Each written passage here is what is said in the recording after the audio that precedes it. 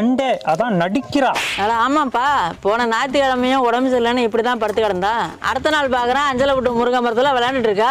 ஆமா, இதெல்லாம் நீ எப்படிப்பா கண்டுபிடிச்ச? இந்த மாதிரி ஏமாத்துற திருட்டு கூட்டமே என்கிட்ட இருக்குண்ணே. இவன் பெரிய யோக்கியம்தான். இன்னைக்கு இவளை எடுத்துட்டு போய் என்ன பண்றான் பாரு. அவளை என்கிட்ட கொடுங்கண்ணே, அக்கௌண்ட்ல பணத்தை போட்டுறேன். இந்த மாதிரி களவாணி சிரிக்கு தான் ஏன் பண்ணைக்கு வேணும். நான் புத்திசாலின்னு இப்பயாவது தெரிஞ்சுக்கடா பழைய ஓனரே. சரிப்பா, நான் வரேன். சரிங்கண்ணே. என்ன ஏண்டா உனக்கு பிடிச்சிருக்கு? ஏன்னா உன்னை வச்சுதான் பிடிக்கணும். புரியலடா. நீ வீட்டுல இருந்த மாதிரிலாம் இங்க இருக்க முடியாதுமா.